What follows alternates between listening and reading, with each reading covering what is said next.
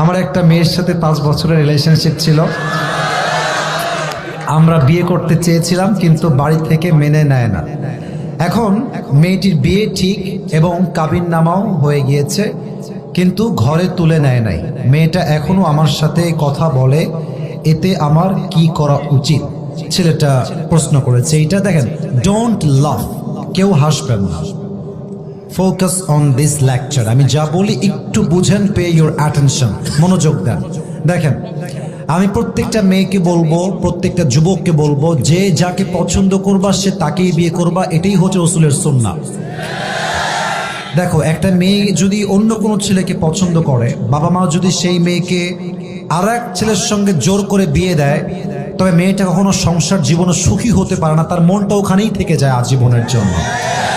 তবে একটা কথা, আমি এখানে স্যার আছেন, দে আর ভেরি রেসপেক্টেড পারসন, অনেক সম্মানিত ব্যক্তিবর্গ এখানে বসে আছেন, বলতে যদিও লজ্জাবোধ করছি, but I have to talk about the reality, what's going on in the society. যা হচ্ছে আমার দায়িত্ব সেটা বলা। আজকালকার হাজার হাজার যুবক তার পছন্দের মেয়েকে বিয়ে করতে পারে না জাস্ট টাকার জন্য। যুবক ভাই, আজকে এই জাস্ট টাকার জন্য হাজার হাজার পুরুষের পছন্দের মেয়ে অন্য বাড়ির বউ হয়ে যায়। এজন্য আমি আমার প্রত্যেকটা মেয়ের বাবাকে বলবো, আপনার মেয়ের জামাই হিসেবে যার টাকা আছে হি ইজ নট বেস্ট, যার বাড়ি আছে হি ইজ নট বেস্ট, যার বিশাল বড় কোম্পানি আছে হি ইজ নট বেস্ট। আপনার মেয়ের জন্য সবচেয়ে বেস্ট হচ্ছে সেই যুবক যে রাসূলের সুন্নাহ অনুযায়ী জীবনকে গড়েছে। আর আমি অবাক হয়ে যাই মেয়েদেরকে দেখলে। আমি সব মেয়েকে আবারও বলছি, আই রিপিট এগেন, আমি সব মেয়েকে এক পাল্লায় মাপি না, তবে বেশিরভাগ মেয়েরা they always look for better option.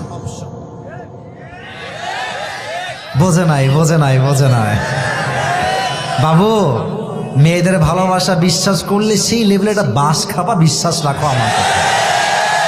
এরা তোমাকে বলবে কি জানো, তোমাকে ছাড়া আমি কাউকে বিয়ে করতে পারবো না, তোমাকে ছাড়া আমার কাউকে ভালোই লাগে না।